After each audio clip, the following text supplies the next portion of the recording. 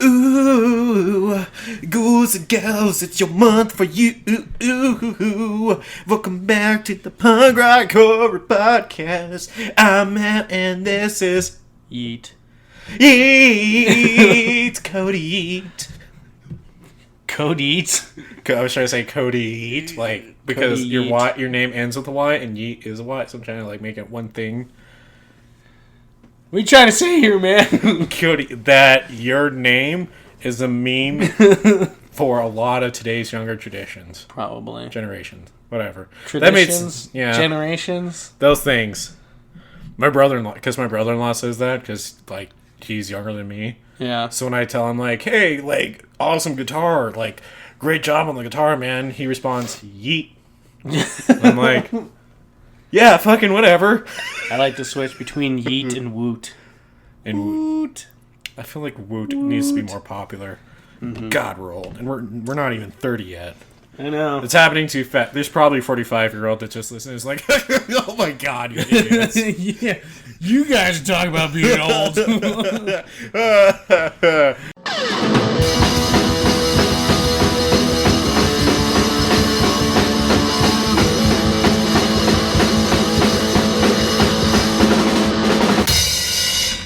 And welcome back to the Punk Rock Horror Podcast. I am Matt. I'm Cody. And this is the only podcast in the world where the love of punk meets the culture of horror movies. See, I changed it up there. I want to see if you're paying attention. Because really, we're the podcast that loves to talk about horror movies. And we're just inspired by punk rock culture. Are we, though? What is punk rock culture? What's the meaning of life? That. Good to know. Right. And today we're here to remind you to continue to support your local band scene. I know we bring on a lot of bands here that are primarily in Colorado. But we do bring some of those out of state that are out of state, and just go to local shows. Go pay like $5, $10 or whatever, and just go have a good show. Because I'm not gonna lie, some of those small shows are some of the best experiences I've ever had. Oh yeah, like that when we randomly just ran into John's show. Yeah, down from in Fallujah. Denver. Yeah, like that was a fun time, and we just like happened to show up. Like, we were just like, what do we want to do tonight? And we went downtown. We were going to a different bar. Yeah. And then we ran into John, and he was like, hey, my band's about to play at this bar. And we're like, Yeah. let's do it. And it was like $5. And it was I don't such think a it was. great fucking Was it time. Herman's Hideaway? I Yeah, can't remember. Herman's. Was it? Yeah, it was at Herman's. That was a good show. That was a cool show. I remember that there was those two drunk chicks who were just like, you want to dance? I'm like, I'm okay, I think so. Don't look at me. And like two things. One, I hate dancing. I know, I'm a real snooze fest over here. Seriously. Second of all, I don't know you. That's my purse. You ain't my mama. But seriously though, like I remember like one of our bonding moments back in high school was you took me to that Glyphic show for my birthday. Oh, that's right. Remember that? It was like, and they had like no use for a name there. Uh-huh. Like when they were still like really small, and like it was like it was a cool show. And then like there was this like very attractive woman like selling merch, and she like came and like gave me my change like stripper style. And I was just like, oh my god! I was just standing there, looked at it, I was like, you're welcome. I was like, should I kiss her? No, that's weird. Yeah, and I was like, we're in high school nerds, like, oh my god. And then she gave me a kiss on the cheek. I was like, oh. Fuck, I almost forgot about that, man. I'm never gonna forget about that. I'm never gonna forget about that. Yeah, because I remember, like, because it was right around when we were little. No, it was about a year into our friendship. Yeah, something like that. And I was like, hey, man, I got a free ticket to this like indie punk show. Want to go? Yeah, yeah. And I was like, sure, that sounds cool. And it was like, looking are back, they going to have the meth there? Is there the meth pipes, those marijuana cigarettes? Is the devil's lettuce going to be present? Yeah, it's a punk show, so probably. Oh, I don't know, Cody. Just, we're going. Well, okay. And I'm glad you, like, because at that point, I had, like, even though I still do, I had a very severe self-esteem issues, like body issues. Yeah. At that time, and for her to just give me that kiss, I was like, oh, all the girls at my high school are hoes. Like, in that moment. You're such a sweet angel. Like, I fucking hate all of them. Even though I'm friends with, like, a lot of them still, like, in that moment, like, you'd have to be a teenage boy who Yeah. to get a kiss from an older, attractive woman on the cheek. It just takes you to a new place. It does, especially if it's like she listens to the same music that you do. Yeah, I was like, That's even better. Like, oh my god, it's a punk girl. wanna come back to my place and play, like, I don't know, Dicey Warriors or something? You want to come be a samurai with me? You want to play Mortal Kombat? Oh, I just gotta ask my dad if it's okay. Yeah. Oh my god. Oh god, that's fucking hilarious. It was a good night. It was a good night. It was a lot of fun.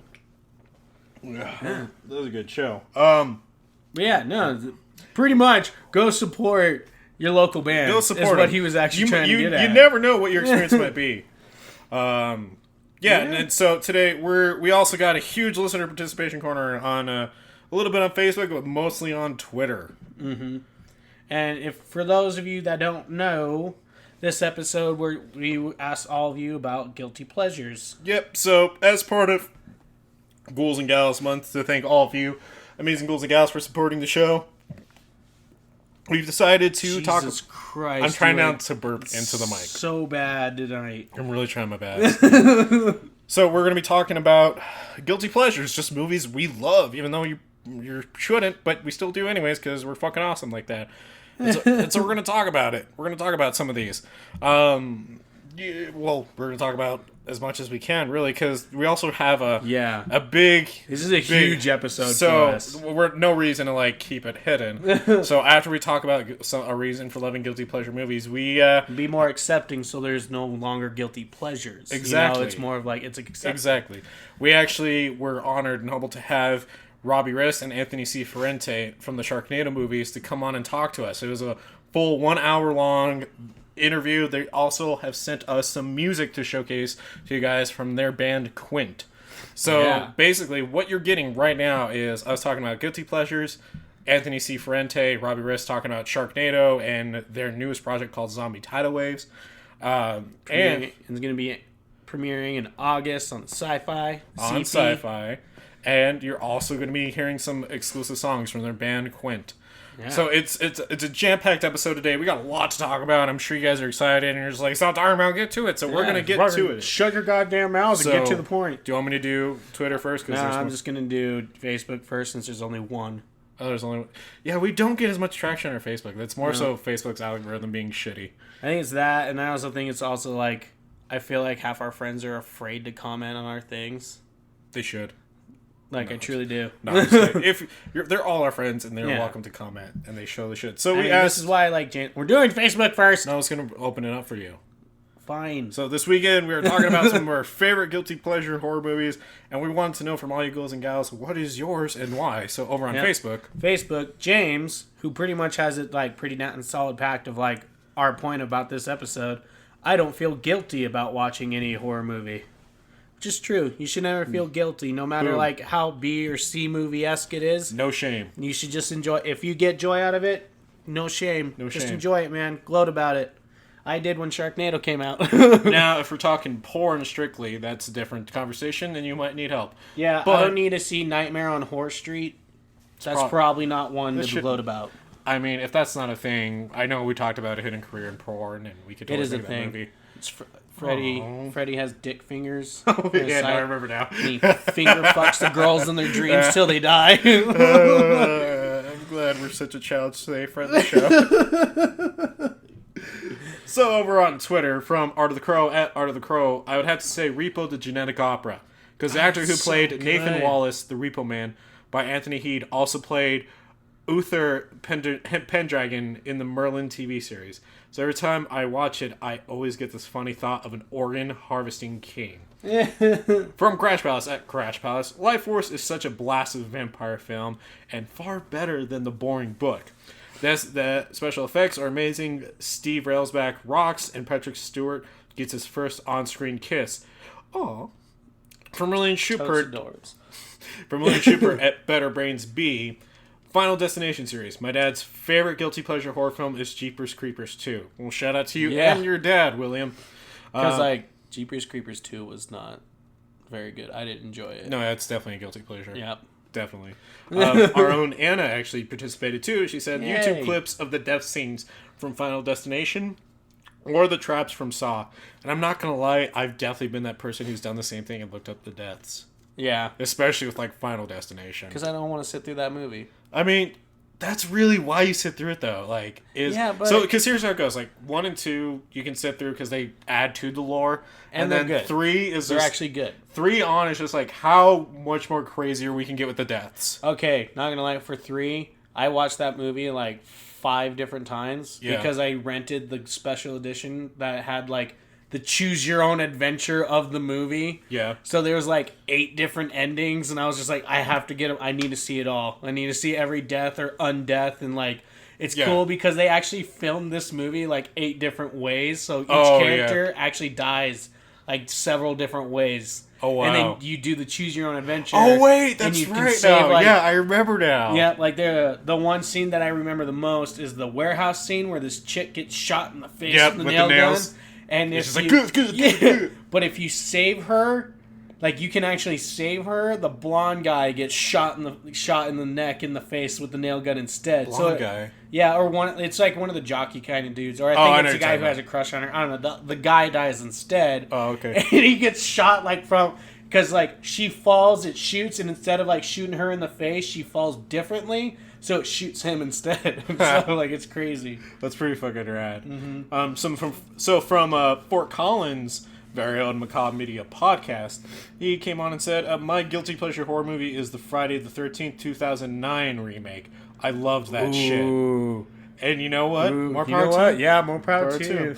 From customers also watched at CAW podcast, Jaws the Revenge, all sharks should roar. To which I commented on, that is a great, like, inspirational quote for the day. All sharks should roar. Yeah. So if you're a shark in your own ocean, roar. Roar. Meow. Hey, wouldn't it sound more like... You're like... Because they're underwater? I don't know. It should be... It's probably how it sounds just like in Jaws Revenge. Frailty from Deborah Laird. That's a good movie. Deborah_Laird. Frailty. All I can say is you have to see the ending. To explain it would be to spoil it for anyone who hasn't seen it yet. There's a huge twist. Yeah, I definitely say, like, it's a good movie. Well, you know what? That twist is great. When I saw that recommendation, I looked it up. I'm going to tell her right now, because I even commented on it. That's actually what I picked for my movie review this week. I'm not going to lie.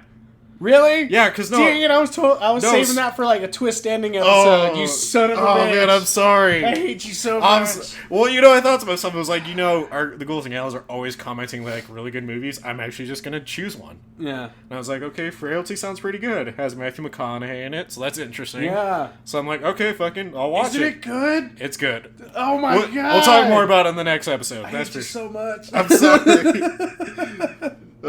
Funny. So, from Nettie at Feminist Mama, she said... Go, Mama. Or he. I don't know the correct pronouns, I'm sorry. They're sticking with Mama, they. So I'm saying... They. I'm just saying you go, Mama. They. No, they is the correct one. I know. They. The Beast Within and Deliver Us from Evil. The Eric Bana movie, not the documentary about the pedophile priest. Which, for some reason, when I had the same reaction, because it's like... It's just such, like, a descriptive, like, characteristic. You know, not the one about the pedophile priest. Yeah. That one. I love them both and don't think they ever got the recognition they deserve.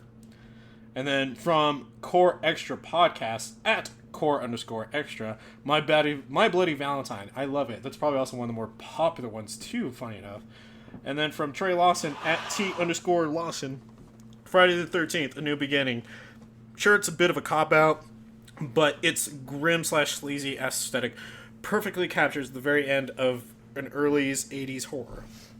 It's like the goriest episode of Scooby-Doo ever. That's a great way to describe that. And from, lastly, Mark Anthony, at Mark_Anthony24, Popcorn, 1991. I like a whodunit with my horror movies. So many more to list.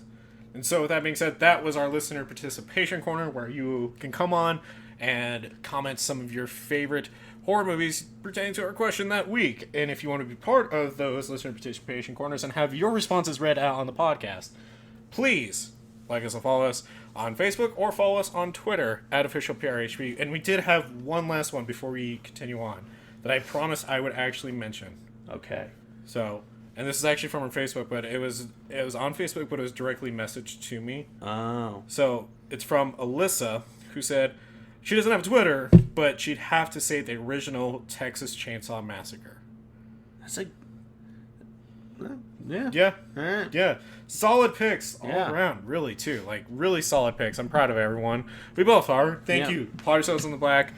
Pat yourselves on the back? Applaud. You pat. What's that thing? Pat. I thought pat was a person, not a thing. Pat yourself on the back. No, I know, I'm kidding. God damn. Being dumb. Oh, and we do have one correction and an apology to make.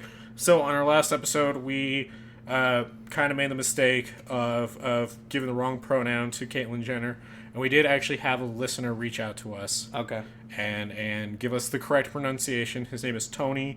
So I thank you, Tony, for correcting us. So from now, the pronoun that we should have said was they. They. That is the proper pronoun. So we want to give an actual heartfelt, genuine apology. Yep. So we are very sorry that we made that mistake. We're going to try to be more careful of that in the future. Yep. And honestly, we appreciate when you guys correct us on that. Like, we do. We want you guys to correct us. Like, we don't. Because fact of the matter is that we don't know we don't know if we're doing something wrong until we said we are. If that makes sense. I mean, it basically, if we fuck up, Except ducks. That's one thing that we're still working on. I'm just saying. That is the worst time to bring that in, is during an apology. No. Out of any other time, you could have brought that up. Hey, you know what? You'd be like, except ducks too, and then keep going with the apology. Because we're not talking about apologizing for ducks. Fair enough. So, point being is that when you listeners do reach out to us and you correct us and you let us know where we go wrong, we do take it seriously. Yeah. Because fact of the matter is that even though we do have very sarcastic tones and we're very, poop joke oriented, we do care about your feelings, and we do care about how we come across to all of our ghouls and gals. Because fact of the matter is, we want to bring out a grade A quality podcast that you want to recommend to your friends and family, and to just be proud to say, yeah, I'm a fan of this. Yep. And so when we cross that line, we're more than appreciative of you letting us know. Because fact of the matter is, we respect you, and we want to always be able to do that. So going forward, same as last time when we had to apologize for our January episode. Yeah. If we ever cross that line again, please don't hesitate to reach out to us. Thank you again to Tony for reaching out to us. He's also a prominent member in the LGBTQ community, and I was just really appreciative that he was like, "Hey, I agree with where you're going with this, but you just here's the right way. The right pronoun is they." Yeah, it's like, if you don't know for sure, just say they. Okay. So they is for when we just don't know. All right. Awesome. Thank you, Tony. Thank you very much. Thank you. So, going forward, let's talk about guilty pleasure movies. Yep. So, the definition, we should talk about the definition of guilty pleasure first. Yeah. Oh, and we didn't talk about things happening in horror, too. Do you want to talk about that near the end, or? We can add it on to... Yeah, we'll talk about it at the end. Okay. So, guilty pleasure is a noun. It's something such as a movie, television program, or a piece of music that one enjoys despite feeling that it is not generally held in high regard. So everybody has guilty pleasure. Yeah. So, and the person who wrote it is for them it was 70s disco.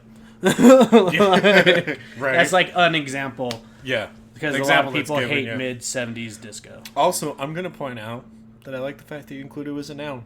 Yep. It's nice. Mm-hmm. Now our listeners can be like, so guilty pleasure is a noun. Is a noun. It's not. Cody said so on the Punk Rock Horror Podcast. It's official. Yeah, it's officially a noun. Not in the dictionary. It's because I said it. that gives us a very tricky power, because now we can just say when a word is a verb. No, that's an adjective, sir. And any of our more English, proper grammar oriented people out there will just hear that and be like, I'm gonna lose my fucking shit. I swear to God. Just say it right, okay? Just say it right. I swear to God, turtles is not an adjective. We're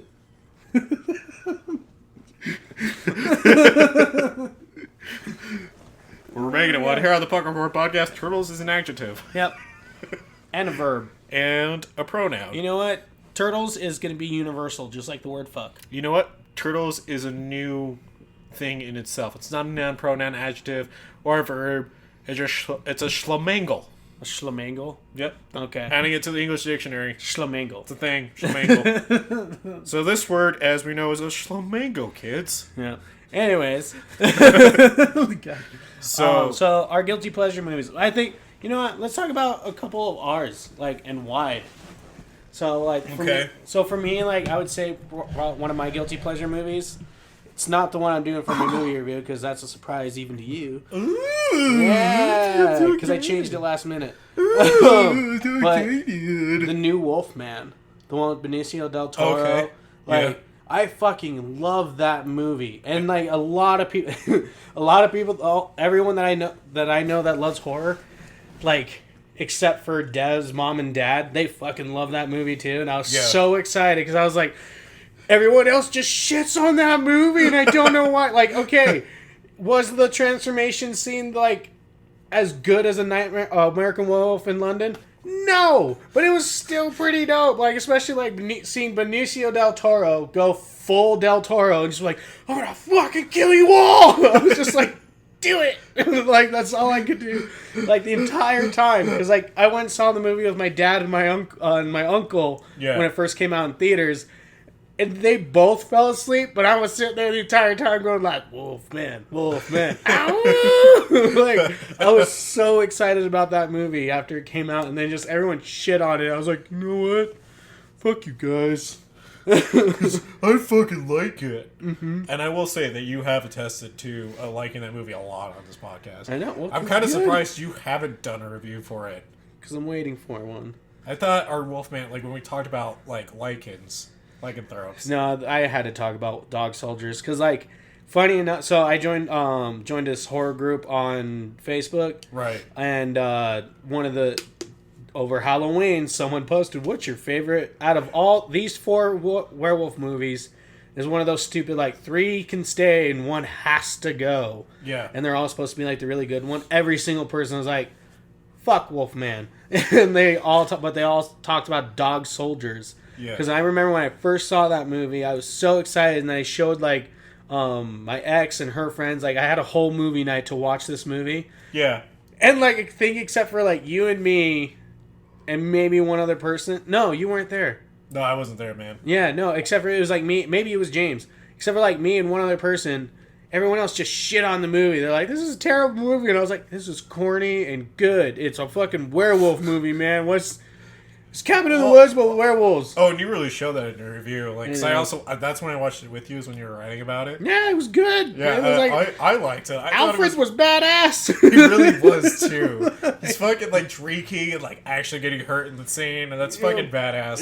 And I just thought it was funny hearing him like do his natural Scottish accent instead of the English accent he has. I'm still connecting Gotham with that, where like that was Alfred, right? But like after he got out. After the shit he's seen, like he changed his name to Alfred Pennyworth. Yeah, he faked his death from at the end. He was exactly. Like, yeah, he's like, my name's actually Alfred Pennyworth. Because it makes sense, right? Because in Gotham, like he talks about like serving and like having a military background, and so it kind of makes sense. And it would also make sense when he's not that phased by the weird shit that happens in Gotham. Yeah, like when he sees Man-Bat, he's just like, you know what, I saw something worse than you. Seen a fucking man-wolf.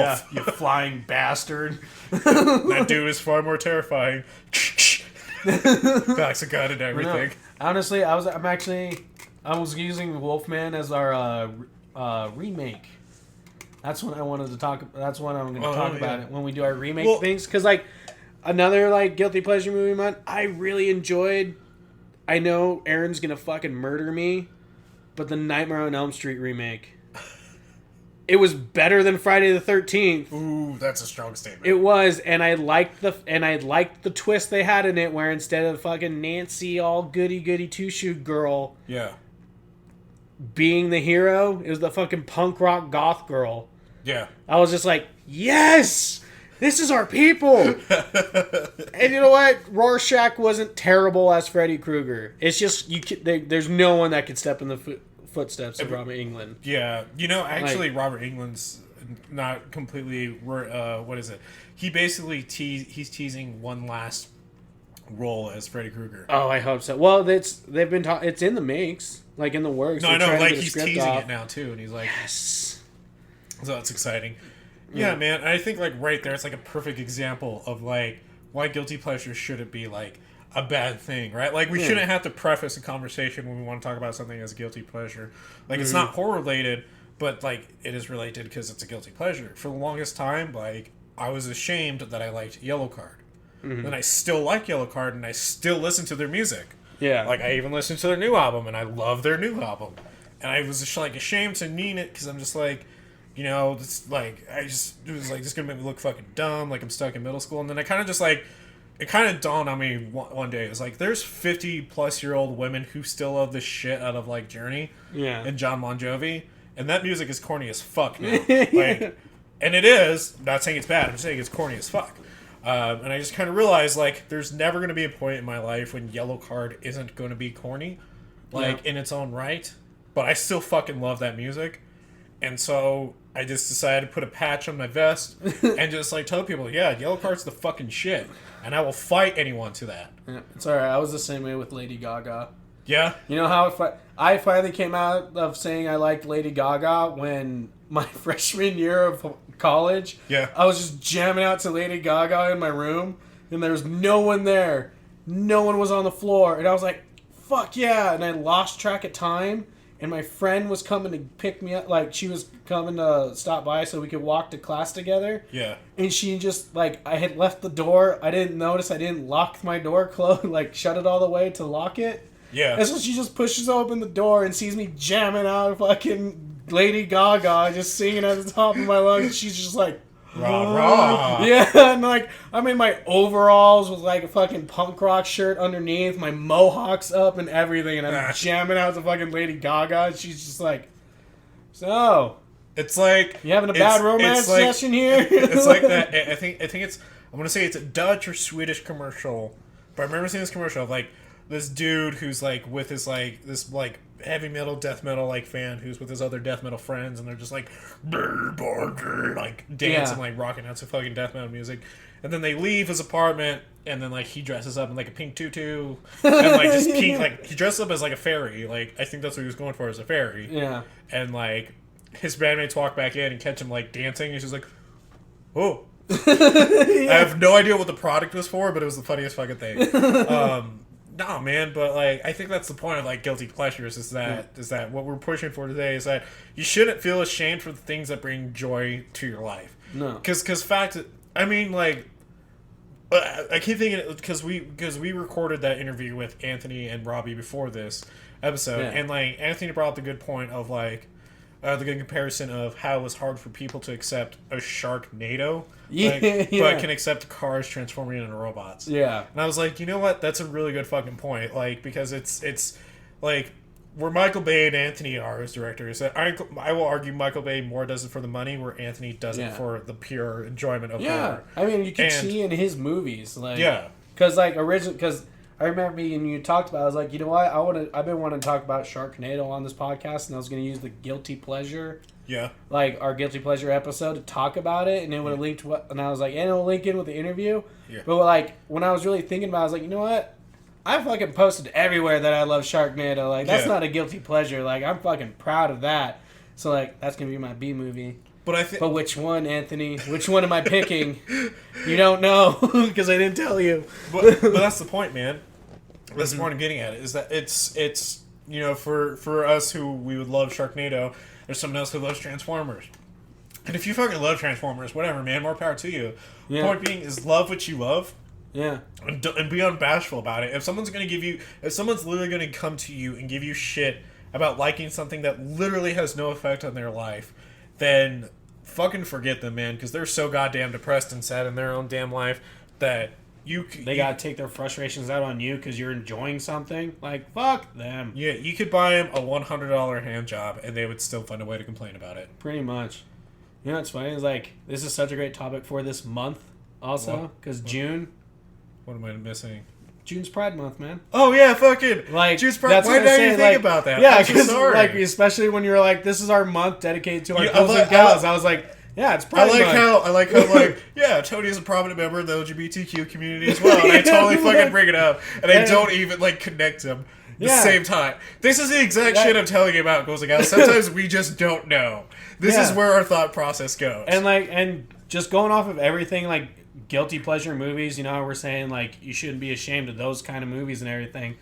Don't be ashamed of who you are. Like, this is kind of like, you know, my little jab about all of this is like, be proud of who you are. It's Pride Month. Like, fucking, if you're part of the LGBTQ community, if you support that community, like, be proud of it, man. Just, like, be who you are. Be happy with who you are. Be proud of who you are. And you know what, man? I don't want... Sorry. I'm interrupting. I was going to say, I don't know what you're saying is, you know, it's... The world is a far more terrifying place than we give it credit for. It has its great moments, but for most of the part, it's fucking terrifying. Yeah. And if you can find little sliver of things that bring you enjoyment that don't cause harm to you or anyone else, fucking hold on to that and don't let go. Yeah, fuck them. It doesn't affect their lives. Like, you do you. You need to be who you are. Be like what you like. Love what you love. And, like, be proud of it. And, like, obviously, not saying, like, you're not going to be... Like, we're still going to make fun of you as people are going to make fun of us for liking it. Yeah. But for those people who are even making fun of it, know that line of when it's going too far. Yeah, just like, you know, us being corrected by Tony and everything. Like, accept criticism and stuff when it comes to those kind of things. But, like... We're not fucking geniuses. No, and you know what? This is a safe podcast. We want you guys... Because, like, you're listening to us because you enjoy us, and we love our listeners, and we want to support you guys. So, like, be proud of who you are. So don't ever forget that. And if you get, like, from us, because we love you guys, like, if we give you shit about something, we're literally, because you're our friends. It's because you are a ghoul and or gal, and we love the shit out of you. Even if we've never hung out, we still love the shit out of you, no matter what. Reach out to us. Tell us if you love us. I mean, we're going to assume you do. Yeah, because you're listening to us, so. But, hey, tell you what, challenge. If you're next to someone you give a shit about right now and you're listening to this, give them a high five or a hug. I fucking dare you to do it. Yeah. Do it right now. If it's your mom, you tell her how much you fucking love her. Yeah. You know what, man? You know what? It's funny because it's like the last 2 episodes were really kind of like deep. Like even with Erin coming on, I don't know if you listened to it yet. Not yet. But like even Erin coming on because she talked about like some of like the trauma she went through in life, and I touched on my PTSD, and like even before that with me and you was like deep and like stuff, and now we're just like fucking love each other, guys. Yeah, hugs all around. Well, it relates. Like, we've all gone through shit. Everyone's gone through trauma. Everyone has their thing. Just fucking love each other, man. Be nice to each other. Be good. Like, fuck. But if but I didn't give my choice for guilty pleasure. What's yours? So I have a lot, but the one that I really love the most is Demonic Toys versus Puppet Master. I know you do. I love that one so much. It is, I know. Because it is such like a fever dream of a horror movie that like I have to watch it every single time and just kind of like dissect it and take it apart, because it's just like, it was just a kind of like, why not kind of concept. And like, oh man, it's just fucking, like, it's such a cool movie, because I was just like, now if only Chucky could be in this, and we had like all the possessed toys fighting each other at the same time. You know what? If the new Chucky remake bombs, maybe they'll get the AI Chucky in there. Dude, they haven't done anything with demonic toys for the longest time, and it makes me so sad. Doesn't matter. It could still happen. We never thought there was going to be another Puppet Master movie, and they came out with one. Which, have you watched it yet? No. You still need to watch it. I have a lot of things I still need to watch. Okay? Yeah, but there's a scene in the new Puppet Master movie where, like... God, it's so good. It's just so Maybe we'll watch it tonight. Fucking, it's... Okay. Like, it's good. If you haven't watched the new Puppet Master movie, it's on Shudder. Fucking, go watch it now. You need this in your life. I don't know why I haven't done a review for it yet, but you need Puppet Master, the new one. I think it's like 2018 or 2019. In your life right now. Do it. I'm telling you right now, listener. You get on your computer. I don't care if you're driving in your car right now. You cause a massive pile up. You walk to your home and fucking watch it. I'll bail you out of jail. I'm just kidding. Don't do that. Don't cause a massive pile up. We do not condone massive pileups. If you've heard our like ranting about how shitty traffic is, don't be that person. Yeah. Don't be the one to cause it. Unless it's for horror. No, I'm kidding. Please stop it, Matt. Just shut your dirty mouth. Here at the Punk Rock Horror Podcast, we do not condone or approve of any of the acts that Matthew keeps telling you to do when you're driving. Please drive safely and wear your seatbelt all the time. Click it or ticket. TM. Anyways, yeah. So I think honestly we should probably like wrap this up real fast with our horror highlights, and so you guys can get to an incredible interview that we had. You know, and I gotta say, man, I feel like we didn't talk enough about guilty pleasure, but I feel like it's one of those scenarios where we talked about it a lot, but it just feels like we didn't talk about it enough. You know what I mean? Well, we talk honestly, like we talk about our guilty pleasure movies on here so much, like they're basically our movie reviews, and so like you know, like you've already done a lot of the ones that you even complained Killer about Clowns. not being able to doing. Killer Clowns, Evil Dead. Yeah. I did Dog Soldiers. There's a couple other ones I did. Fuck, I can't remember. You know, you've definitely done a good Pandorum. Yeah, Pandorum. That was one of mine. Yep.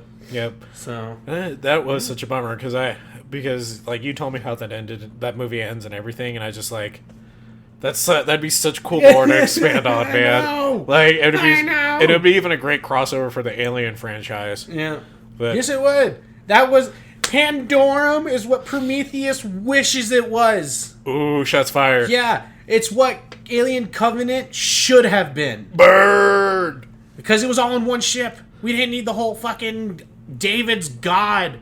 Oh, here's the truth bomb, and there's your boat of expectations being fucking destroyed. Just saying. Like, they advertised it great. I was like, cool, it's going to be an Alien movie. It's going to be like a rehash, but with just Danny McBride in the new, like, Alien movie. Burn! And instead, they're like, now let's make him a god. No. No, we did it. You know what? I like David Fassbender just as much as the other person, but he's not Morgan Freeman. Oh! Oh, he fucking did it! He went there! Oh! Oh my god! There's explosions happening for you. Thank you. Anyways, so this week in horror, want to give a quick shout out. If you haven't checked out this dude on YouTube, he's fucking phenomenal, and he's a total like magician and artist with claymation. Lee Hardcastle came out with a video where Chucky kills other toys in an insanely gory Child's Play claymation video. So please go find Lee Hardcastle on YouTube. You just search up Lee Hardcastle, and it's fucking amazing. I'm gonna keep saying the name over and over because the dude's fucking phenomenal. I feel like you just like saying hard castle. Oh, he gives me such a hard castle.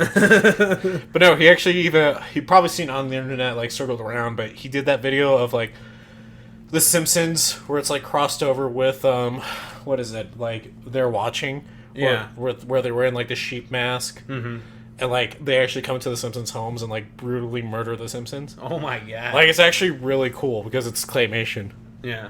So in comic book news though. Yeah, comic book. So I'm a little flustered with this one. This is divisive. But yeah, so Harley Quinn's origin story is going to be reimagined in this September's comic series Harleen. And so the reason why this agitates me, like it's cool, like honestly, like I feel like Harley does need a nice little like fresh reimagining of her origin, just because like it just started off in the cartoon and it was to be a good way to show it in comics. You know what I mean? But like the thing that frustrates me about this is that they keep fucking over her and Poison Ivy's relationship. I feel like. Because like I barely hear about it in all the comics that I read with Harley in it, but they still like keep focusing on hers and Joker's relationship.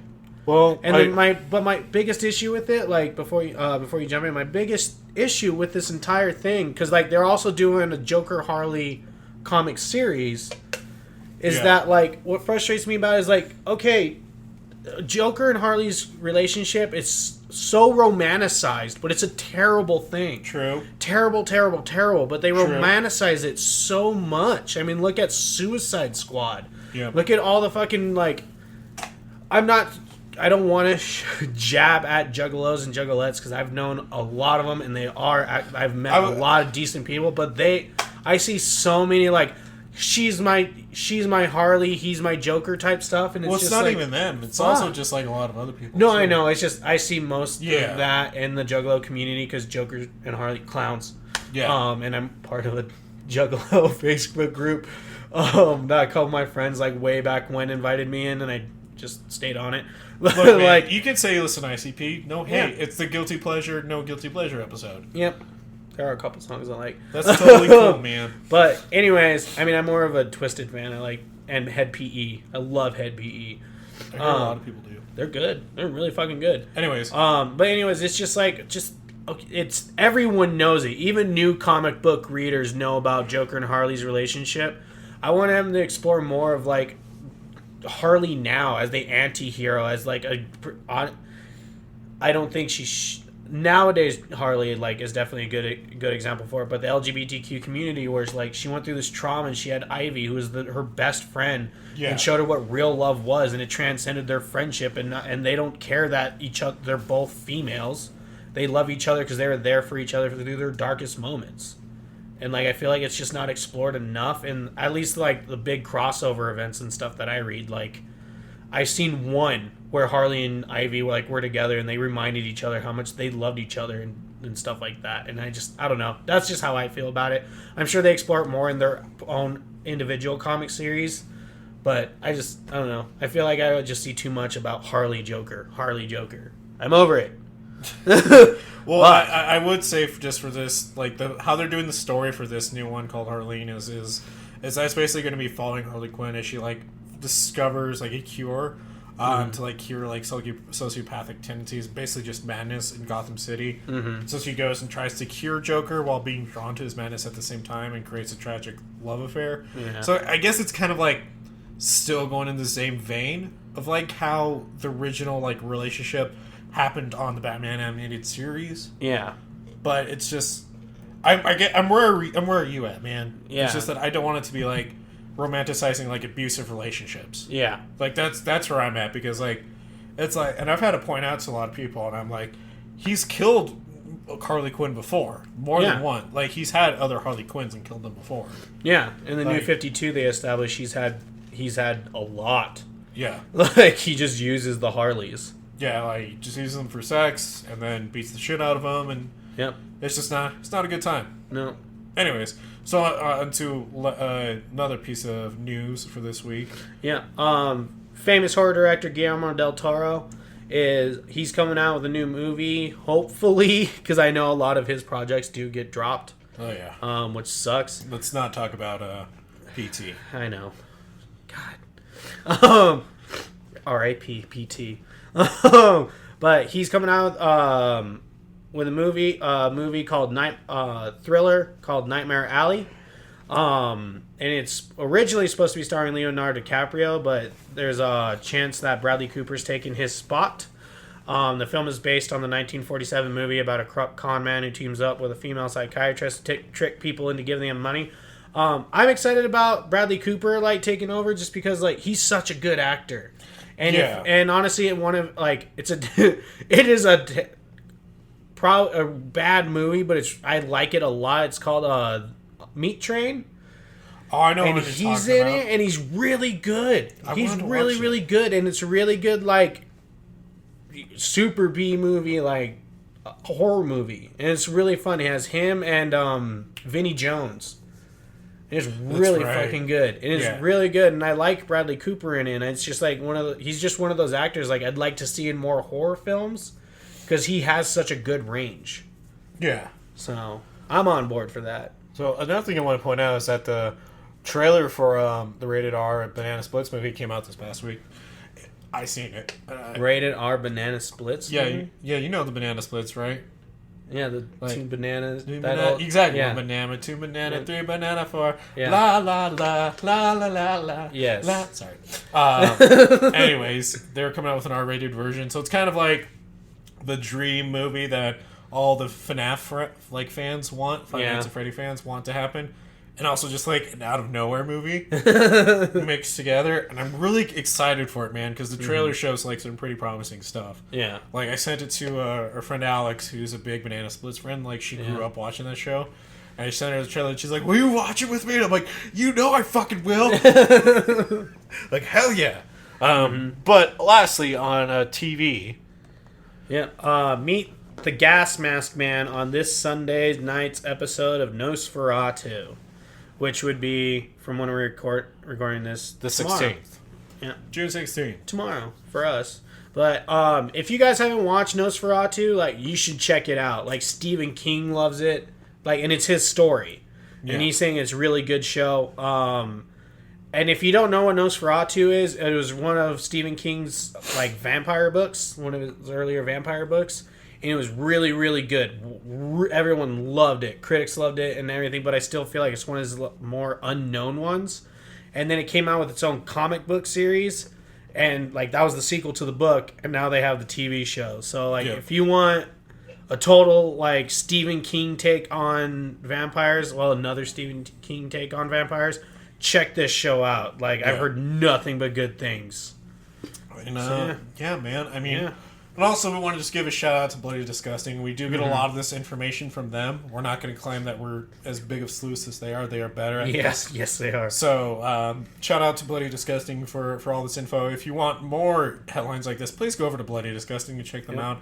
This is literally a non-sponsored, like, I hope not. We like Bloody Disgusting. I'm sure they don't know that we exist, but I really hope they do know we exist. At some point. Maybe partner up at some point. Shout out to anyone from Bloody Disgusting listening. Yeah. But please check out these articles over at Bloody Disgusting. They always have some great reviews on there and great trending news. And just check them out, guys. They're really cool if you haven't yet. Yeah. So bloodydisgusting.com. Please check them out. Last thing I'm going to talk about is that the teaser for 3 from Hell got released. It's out on YouTube right now. If you haven't watched it yet, please make sure. 3 from Hell is the final movie in the trilogy of the House of a Thousand Corpses trilogy that Rob Zombie made and produced. Yep. So, that being said, if you want to keep up with anything that we're talking about and want to be part of our listener participation corner, please like us and follow us on Facebook.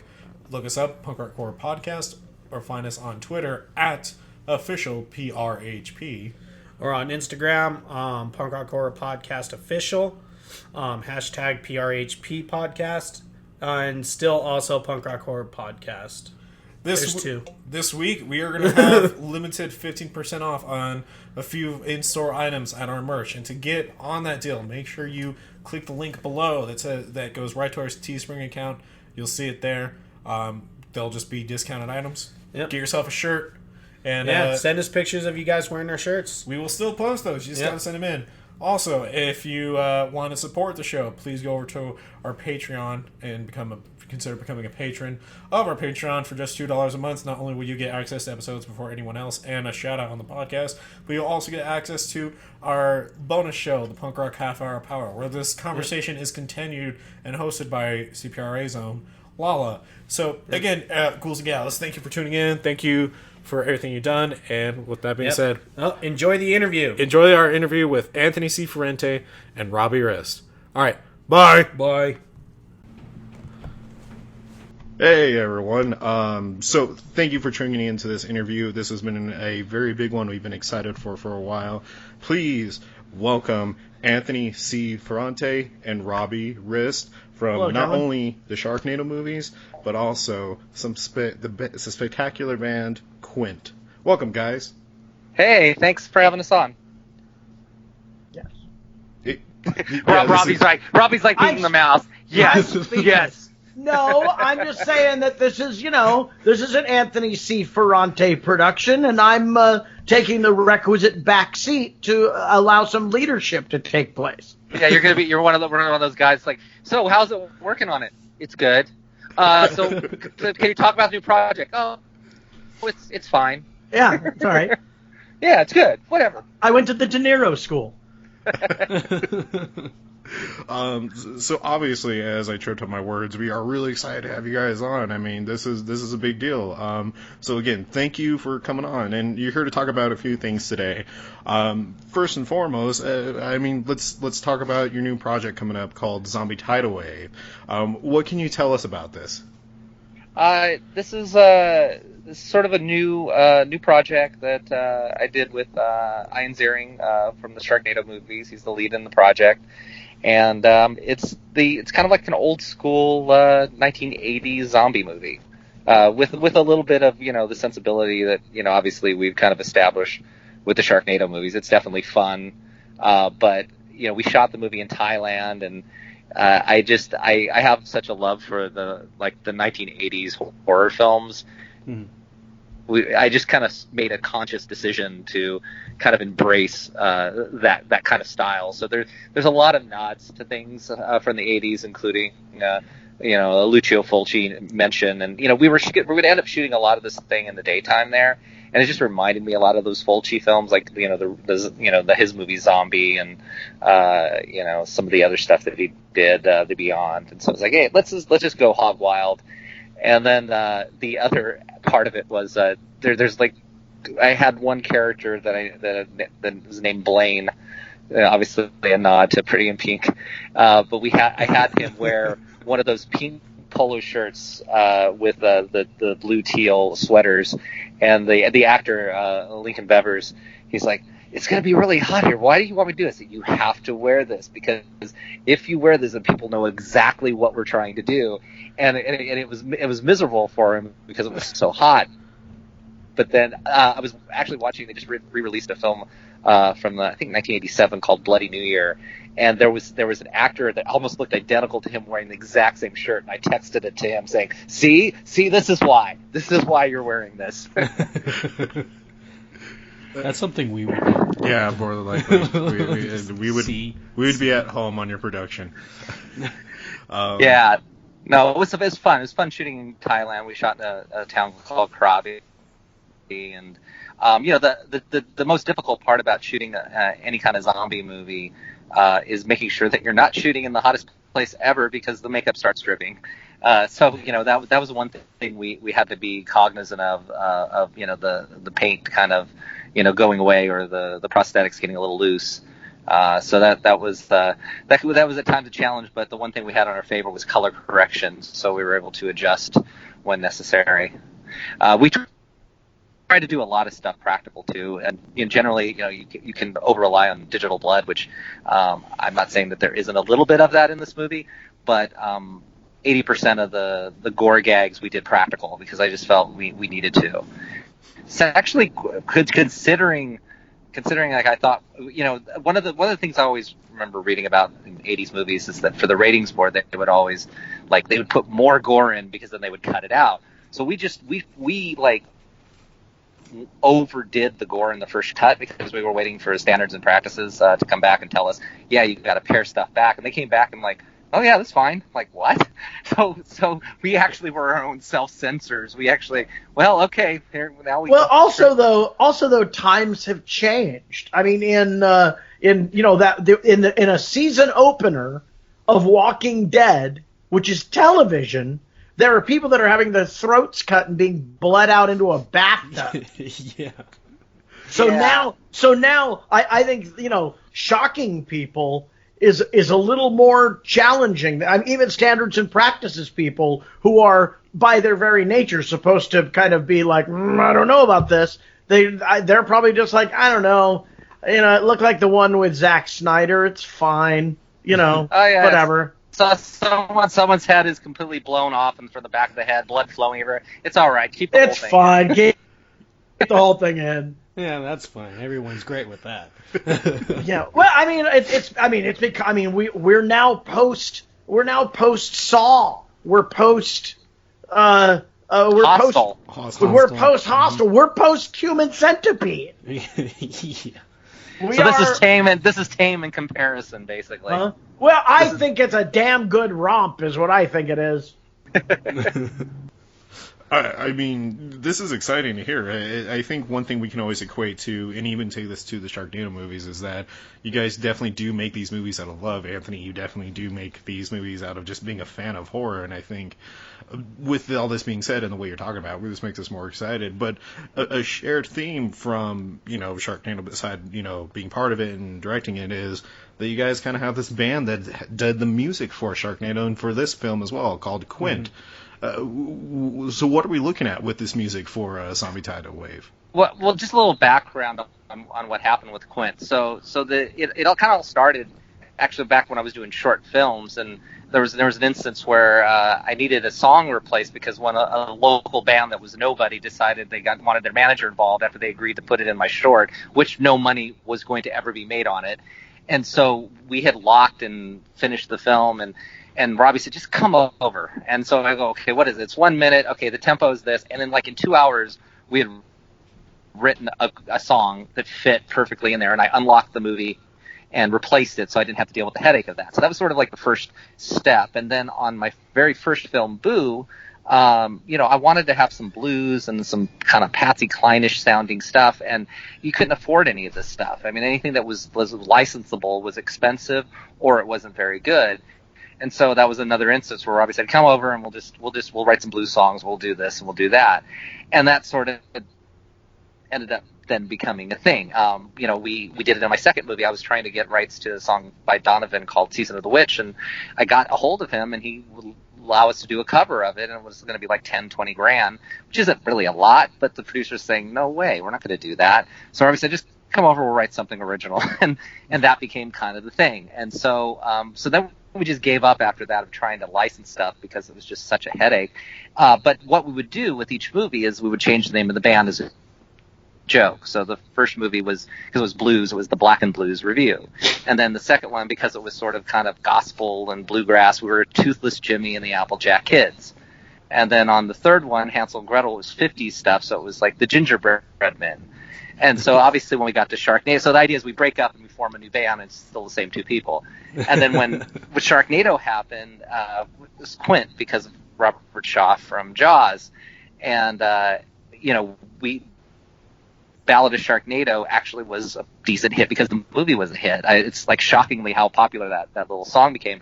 And I go, well, I guess we're quitting now, Robbie. At least we're not Toothless Jimmy and the Applejack Kids. Yeah, at least that wasn't the breakthrough film. Yeah. Yeah. That name's pretty great. So basically, it is a great name, but branding something like that, it's a little it's a little wordy. Twitter wouldn't like it. It's not hashtagable. Even then Quentin isn't really either, because we can't own it wholly. But so the Sharknado ones, there was a lot of it was very basically straightforward kind of rock and roll fun stuff.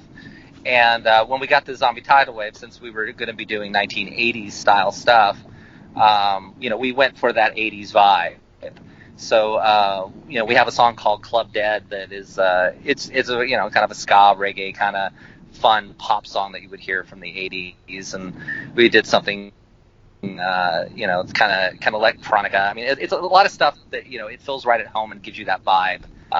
Robbie does his best heavy metal AC/DC growl in one of the songs called Meat Machine. So yeah, that was fun. And then there was just an in your face punk song at the beginning of the movie called Suck It. So it was fun. The fun part about it is in the middle of doing post and all this stuff, writing the songs for the film is kind of like a mini oasis, because it's like if they use them in the movie or don't use them in the movie, we at least get to have fun and kind of write songs. And one other thing that's cool about it, there's a singer named Will J, who's an amazing singer, kind of like Bruno Mars. I mean, his voice is just incredible, and he was cast in the movie, and so we wanted to have him Ian wanted to have him in the bar scene singing in a band, and so Robbie and I wrote this thing called Party to Raise the Dead, and we have him singing it in the bar, sort of a punky, this is not really his wheelhouse type character thing. And then later on he does a ukulele version of it that's just angelic. It was so cool. He actually, when I was having him when he came to Thailand to play, just to sing the version of the song that we'd written, he just had his ukulele and started playing. I'm like, well, you got to play that in the movie too. So we wrote a whole thing for him using the ukulele, and probably one of the closest thing to kind of the weird stuff that we do with Sharknado that's possible. It's really, really fun sequence. I don't think I've ever seen something quite like it in a zombie movie before. So, oh, that's cool. That's awesome. Yeah. So, seeing as you guys wrote all the music and everything for your movies, you can really see how much you guys love your movies and everything, which is awesome, because it's all your production, and that's one of the reasons why I love the Sharknado movies so much. Those Sharknado movies, it's a crazy thing that Anthony really has a style and a look to things, and he created a thing I think that totally singularly sticks out. Nothing on sci-fi before or since has done what those movies did. It's amazing. And I'm sorry, I'm blowing smoke up your butt. So what? I'm going to do it. Hey, he's my boss. I want to make another movie with him. Yeah. No, I actually 100% agree with that. That, like, your Sharknado movies, like, became such a phenomenon, like, such a huge cult hit off of, and I haven't seen anything on the Sci-Fi Channel, like, that's comparative to just how fun those movies are. Or really anything. I haven't seen anything since those movies came out where I went, well, you don't see that every day in movies. Yeah. Without... Well, there was ahead. something kind of. I do want to preface that we do the songs. We do have really great composers for the score for the film. So I don't want to take anything away from our composers, Chris Ridenauer and Chris Cano. They've done a great job with that stuff. But yeah, I think the weird thing about these movies. I mean, look, there's Sci-Fi did like at least 250 of these films over the course of 10 plus years, and it was Sharknado that kind of blew up. And I think that success that was completely unexpected on all fronts, except for Robbie, who kind of knew that something was going to happen with it. It kind of took everybody by surprise, and it afforded us the ability to kind of do things that normally, there are up until that point there were very, very specific rules with how these sci-fi movies would be. It's like, okay, you have a 2-minute teaser, and then at the 20-minute point, this happens, and then at the end, you got all this stuff, and then everything in the middle was what it was, and you either rose or failed based on what you did with your budget. And some of the companies that did those movies would kind of be limited with their budgets. They would kind of go, okay, well, we're not going to be overly ambitious, and so I've written scripts for other companies where it's like, they start off going, okay, we're going to set this thing on a plane. Can you rewrite it to a boat? Okay, it's going to be a car. And then I kept waiting. When do you want me to write it on a bike? And actually, by the time they actually shot it, this was something that I had written. They did it in a station. The big action scene at the end of the movie is a stationary car, and it's like, guys, I mean, you can do this stuff. And so the great thing about the Asylum, who produced these movies, is they like to be ambitious. In fact, their scripts are written like $200 million movies, and you go, how the hell do you do it? And so that kind of worked with me of trying to be overly ambitious. And I think you watch, the first Sharknado, and, for all its shortcomings and limitations that we have with, time and budget, it's nonstop. It doesn't stop. And then, the success of that, when we started doing the second movie, our teaser became a whole mini movie with the whole Nightmare at 20,000 Feet plane sequence. And it was like 13 minutes before you even got to credits. And by the time we got to the fourth and fifth movie, we were doing 20-minute teasers before you even saw credits. So they let us break a lot of rules that normally, you don't get a chance to do.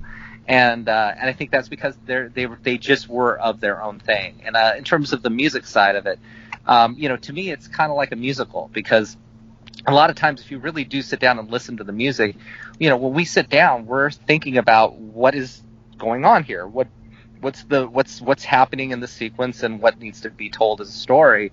And I think some of our most interesting songs are really, are musical oriented in the way they fit the film. So. And I've always been a big music guy. I mean, I love music in films, and so this is the kind of the best of both worlds, because I get to kind of be a writer, director, and deal with music. And Robbie's been the perfect partner with that.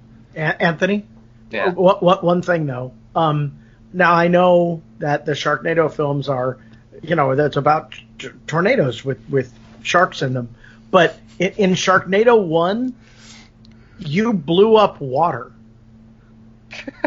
Yeah. If our listeners can blew take up anything away from this interview, it's that they need to know Anthony blew up some fucking water. Yeah. Okay, but here's the thing. This was the great thing about the success of the first Sharknado, because I had to do a bunch of interviews like when it hit, and one of the things that was the weirdest thing, the one thing that people couldn't get over, like everybody was like, yes, but sharks can exist in a tornado. I'm going, yeah, and robots don't turn into cars. Why is this such a leap of logic?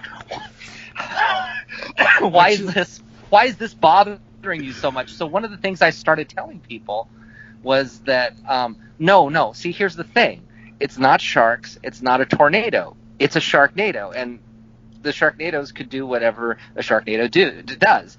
And so moving forward with every movie, that was actually the thing that allowed us to do whatever we wanted. It's like, okay, so there's sharks in the sky taking down an airplane. That's not possible. No, it's a Sharknado, and it's our villain, and we can decide what the villain does because we're making up the rules as we go along.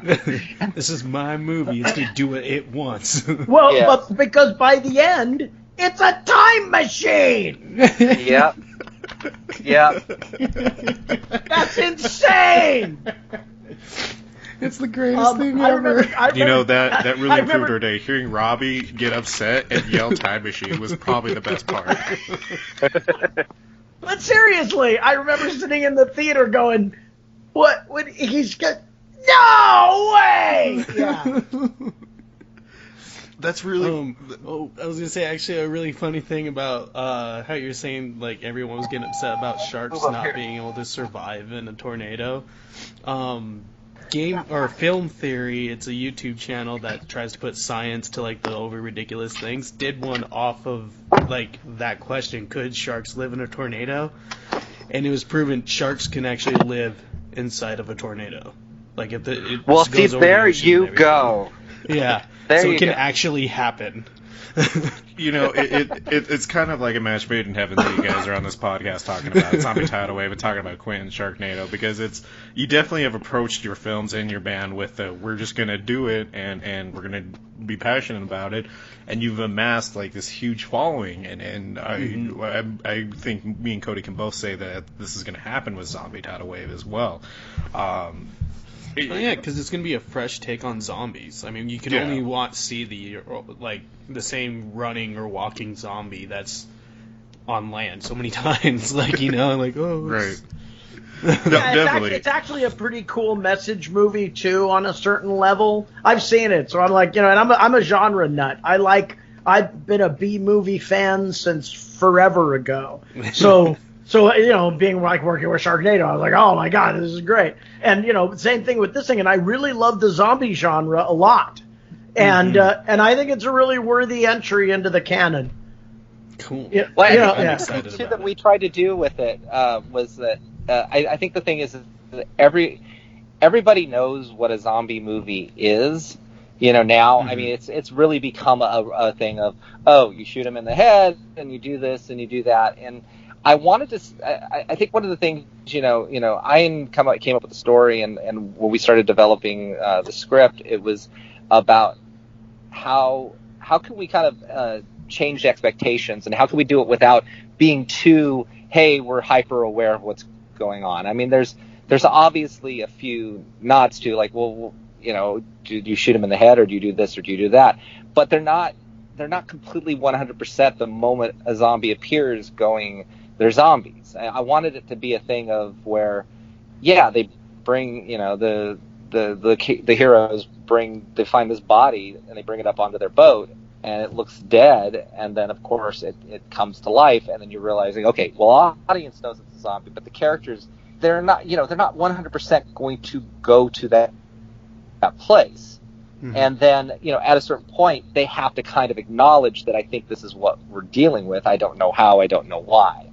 And so I think it was kind of fun playing with that, and playing with the notion of, well, if everybody knows you have to shoot him in the head, can we do something different? And what about the infection, and how does it work with our story and our backstory? And I think it was fun to kind of change it around a little bit, because it has been done to death. Mm-hmm. And whether we've succeeded or not, I think will be left up to fans to watch the show and say, okay, well, yeah, that was different. That was kind of fun. Or you completely destroyed the zombie mythology. My goal always is just trying to make an entertaining movie. And I'm a horror fan, like you pointed out about Sharknado. It's like, I love these things, and I also love trying to put my own little stamp on it, or trying something different, or tweaking what you expect. And in the first Sharknado, it's weird watching the first Sharknado now in retrospect, because you get a little bit of it at the beginning, but it really doesn't hit full force until the second half of the film. Yeah. And up to that point, you have these really weird asides, like the whole Hollywood sign thing that kills Robbie. There's just a lot of the shark in the house. there's just like these things that you don't see in shark movies, and I think that's what kind of really made it kind of bizarre and different. But I think also we don't look down on these things. I think there's a lot of different approaches to making movies, and certainly you could tell when somebody comes into a movie and it's like, okay, well, yeah, this is what it is. It is what it is. Mm-hmm. And then you see people that are trying to do something a little different or have fun with it. I never looked at it as any of these things. It's like, yeah, it's just a job. I'm just going to come in and I'll just do it. I always want to try to lead something, and again, if I fail, then it's on me. I tried and it didn't work. And I know we get a lot of people that really rip apart the Sharknado movies. But there's a lot of people that love these movies, and they love them because they are fun, and they love them because we're there with you. We're the fans, and we're making it for you. And I think the last Sharknado that we did last year, I mean, that was a love letter to the fans. At that point, we knew it was the last movie. It wasn't a matter of ratings or anything. It was a matter of how do we end this.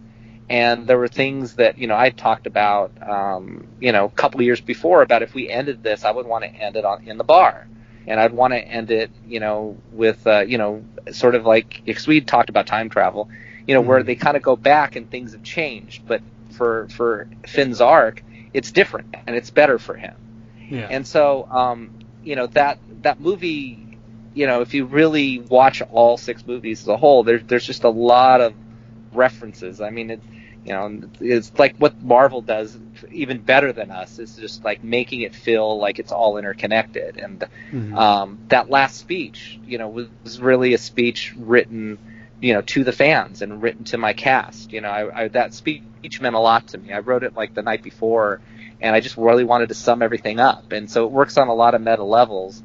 And then the Al Roker thing that I really liked that we did with Al is that, if you, I don't know if you remember the last Sharknado, but he's on the TV as they're exiting the bar. He goes, it's clear skies everywhere. There's not a cloud in sight. So, get together with your family, have some fun. There'll never be anything quite like this again. And that was me telling people that, look, we had something special here. We had a movie, the first film, where there was no marketing at all. Yes, the later films were marketed to death, but there was no marketing whatsoever. Mm-hmm. And fans found us. The fans discovered us. We did a music video. We did a Facebook page. We did grassroots stuff. It was just like any other sci-fi original movie. And then Asylum actually put their trailer up early. And there was this weird little buzz that started happening the week it was airing. And I had written a bunch of these movies for sci-fi. I had a few airs. Some of them did really well. Some of them didn't. So I knew that, you put it out and you hope for the best. That's what you always do. At some point, someone will find or discover it. But we were going to go on Twitter, and we were going to say, hey, the cast and the director and everybody, we're going to live tweet. And that night when we were live tweeting, I thought it was going to be like, you suck, Ferrante, and, how did you do that or whatever. And that was like going to be about it. And literally every time I refreshed, it was like hundreds and hundreds of things. And you're seeing Mia Farrow, and you're seeing, Judah Friedlander, and all these people writing about this movie. And after that was over, I go, something happened. I don't know what just happened, but something happened. And it doesn't happen without marketing. So it was a summer where people found us, and we were owned by the fans. And we had this global a communal movie-going experience on Twitter. And we carried that through the 6 movies. So when I say that, we owe everything to the fans, it's just the fans. The fans made us. Mm-hmm. And we just kept, and they allowed us to keep doing this weirdness for 6 years, and they kept having these parties, and it was like the Super Bowl of sci-fi every year. And, whatever it was in the sauce or the water, I don't think it's for us to decide. I just think it was a fun movie. It didn't take itself too seriously, and it was free. So, Anthony, did you just say the Super Bowl of sci-fi? It was. No, that's awesome. No, that's amazing. Yeah. You're totally right. You're totally right. Because that is definitely a very valid statement. I mean, it's when a movie like Sharknado takes on a life of its own purely because of its fans, it's accurate to call it the Super Bowl of sci-fi. I mean, and also anyone who bags on Sharknado, for the past 70 years. We've had Godzilla movies. Yep. And you can't tell me that those screenplays are really all that tightly written. Well, I think the other thing too that was kind of interesting about the movie is that you also had people that hadn't done films like this in it. So you had Tara Reid, who was our first big get, or no, actually John Hurd was the first big get. Then it was Tara, and then it was Ian. And so you had three people. Like, what? It's like people going, why are they in this movie? We have to see this film. And John Hurd, bless his soul. Robbie did say, I think this thing is going to be huge. Which I going, yeah. Go ahead, write. And he actually told me to write something in my calendar. It's like, this thing will be huge. You will see, and I looked, and it was like September 15th, and it aired like at the end of July. I'm like, oh my God, Robbie, you were a prophet. But on set, on set, John Hurd, the last day, he goes, I think there's some kind of method to your madness, and there's something, he was literally, I wish I remembered the exact words, but he was like, there's something here. I don't know what it is, whatever you're doing, but there's something here. And he was, I think Ian was off doing something, Tara was in Mexico when it happened, but John Hurd, the moment it hit, he was, he went to Comic-Con with us, and we got to hang out with John, and he was such a lovely guy and so funny. And he is kind of the heart of that first movie.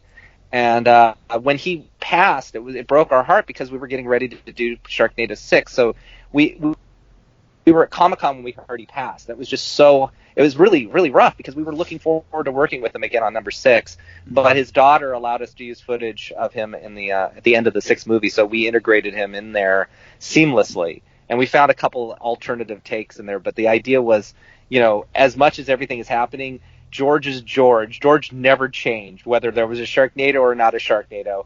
It was always George. And so again, going back to that love letter kind of thing. Yeah, that's awesome that she let you guys use some old footage over. Yeah, we just we just wanted her blessing. I mean, it was really about, hey, we want to do this. If you have a problem with it, please let us know. Mm-hmm. But it would mean a lot to us if we can use footage of John, from the first Sharknado in there, and she was cool. So and like I said, it meant a lot to us because mm-hmm. It was a family. I mean, we all went through this together. The people that worked on it, no one expected it, and we all enjoyed the success of it. A lot of these things, sometimes it's one person that it's like, oh, Tom Cruise is the reason why this is. It was all collective. It was Asylum, it was the crew, it was the cast, it was the story, it was the music, it was everything that made that first movie work, and it was the fans. So sorry to kind of babble a lot about this, but that was my. Oh no, you're good, man. Because I've watched the first Sharknado a lot, and I can see it every time. Like, all the actors are just having a great time, and then when you hear the music in, and just like adds to the entire movie, and I sit there, I'm like, this is such a fun movie. Like, it's the reason why I like watching it is because I get to see all the actors enjoying. Like, you can tell they're having fun with it, and with the ridiculous nature of it, they're like, you know what, this is a movie that I'm enjoying being a part of.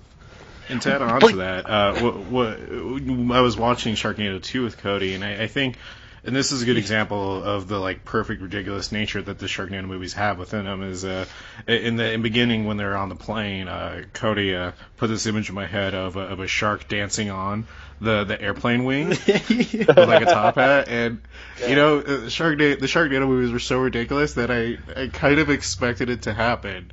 I was a little sad that it didn't, but the fact that we can have that much fun with just imagining what can happen in these movies is just an attest to of how perfectly you guys did it. Mm-hmm. Well, if you look at the first shark that hits the plane wing, sorry, I got a little cough here. It actually turns its head and stares at Finn and goes, "Arr!" So it's the closest thing. But here's another thing too, that because I'm thinking about this because it's been a while since I've thought about these movies. I remember when we did the first cut of the film, The Sharknado. I remember with my editor Bill Bedell, and we delivered it, and it was we needed more time to really make it work, and we had to deliver it to the network just for notes. And I was depressed. I'm like, oh my God, this thing it's not working yet. It's not there. And we had put a lot of, score throughout, in certain places and stuff. And there was something off. And so once we got back into it after that, sort of like, I'm eating pizza and I'm going to drown myself in marinara sauce because I can't go on.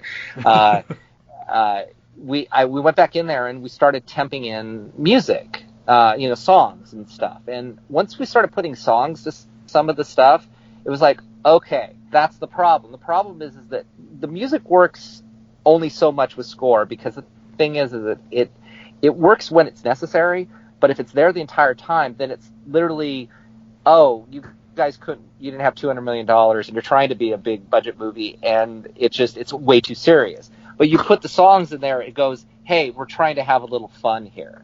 And I think that was kind of like that special thing that made it work. There's some of it. And then we ended up doing a lot of little, like, that was a movie where they just let me keep shooting, because as long as you had a GoPro, or we went out in the water for the girl that gets hit by the shark. We didn't have time to do that during the first round of it, so I went out with the GoPro. I got in a wetsuit. I brought the actress out there. I brought a shark fin, and my cameraman set up the GoPro, and we went out to Malibu, and I got in the water, and I'm the one chasing her in the water. With a shark fin, and it was like, it cost $150, and that's what we did to try to elevate it. So just having those additional shots really elevate that scene, as opposed to what we had before. Speaking of elevating the project, are you not shirtless during that initial opening scene on the beach?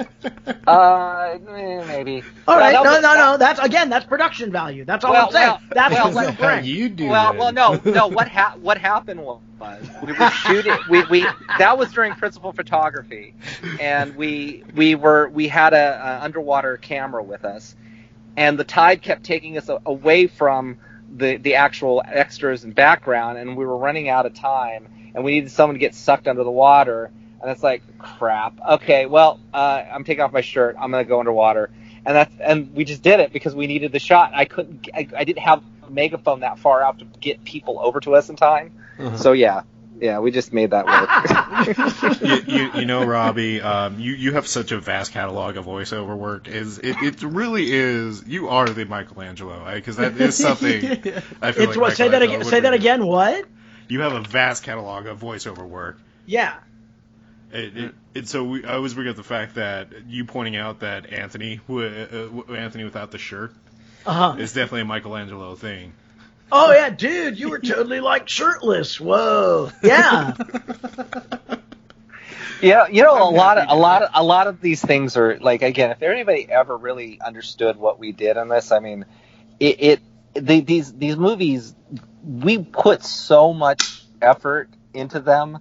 And stuff that, again, I don't know how a studio could do it at all, because some of the stuff just was like fortuitous and accidental. Like we were stupid. We were just like blind luck. We were like going, hey, we want to do this, and it happened. Robbie always said it's a movie that doesn't know it can't do that, and I think that became true of the whole franchise. But on the third film, they go into space. They get in a space shuttle and they go into space, and we'd shot in New York, and that was a big deal. We shot in Washington for 3, but this whole space stuff was just, it was bugging me, because our mission control was like a broadcast control room in Universal Orlando. Mm-hmm. And then when we were in Washington, we went over to Baltimore and we shot some stuff inside of a TV station as well. It just looked small, and it was bugging me. And we were a week away from locking the film. And, we shot at Universal Orlando, and there was the Kennedy Space Center we wanted to shoot at, but we couldn't make it work. They said it's going to be too expensive. Mm-hmm. And so we just didn't even try. And so I talked to one of my producers, can I at least try to call our contact over there? Maybe they'll just let us come on. And, just having Ian in the spacesuit walking around NASA would be awesome. And so, yeah, whatever. Nothing's going to happen. So, okay, fine, then I'll call. So I called, and the guy goes, well, the person that probably would veto this isn't around this week. If you can, let me see some of the footage. It's like, okay, what do you need? We need this. All right, if you can come next week, and granted, we were a week and a half away from locking the movie. If you can come next week with a crew of 6 people, we will get you on as a media crew. And so I went to the producers, and they go, you have $10,000, make it work. And that means $10,000 for for crew, for flights, for everything. So it's like, okay. And so we figured out a way to do this. We went there. So this is what we were able to do in one day with a crew of 6 people. They let us shoot in Mission Control, and all of NASA wanted to be in it. And so they were all our extras that day. Oh, the guy who does the NASA countdowns for the shuttles was our shuttle guy. Because we didn't have someone to play the head of NASA, and I hate acting, I ended up being the only person that wasn't in the movie, so I had to be the head of NASA. But your shirt was on. My shirt was on this time. They let us shoot Ian walking through the vehicle assembly building, getting in the elevators, and getting on the roof of NASA where the big Sharknado was going to be. They let us shoot plate shots, and they let Ian suit up where the Apollo astronauts suited up, which is a room that we were told very few people ever get to go into anyway. And this was all in a 12-hour day. That's awesome. Wow, and guys, so that's exciting. It is. So that's the kind of stuff, like this bucket list kind of things that we were able to accomplish and do. You know, there was this sort of thing of like, we don't know, we can't do that, so we do it. And the same thing with the 5th movie, we were going to try to do an international movie, and we just didn't want to like, okay, we're just going to go to one country and then pretend we're in all these countries. We have to do this for real. And so with the same small budget that we always had, which is like a little under $2 million on each of these movies, we go, we're going to bring our AD, our line producers, and our DP, our UPM, and then our cast, and then we're going to caravan to these different countries and pick up production services and try to do this. So we ended up shooting with the same budget we had on the other movies in 5 different countries. We filmed in England. We were able to shoot on Tower Bridge. We shot Parliament, shot in the Parliament Square, and in and around. We did Stonehenge, even though I think that was kind of unofficial. We went to Bulgaria and shot some of the Rome stuff that we needed, or some of the Egyptian stuff, because they had some sets there, and also allowed us to do some of the stuff that wasn't essential to being specifically where it was. We were able to do some stage work there because it was cheaper.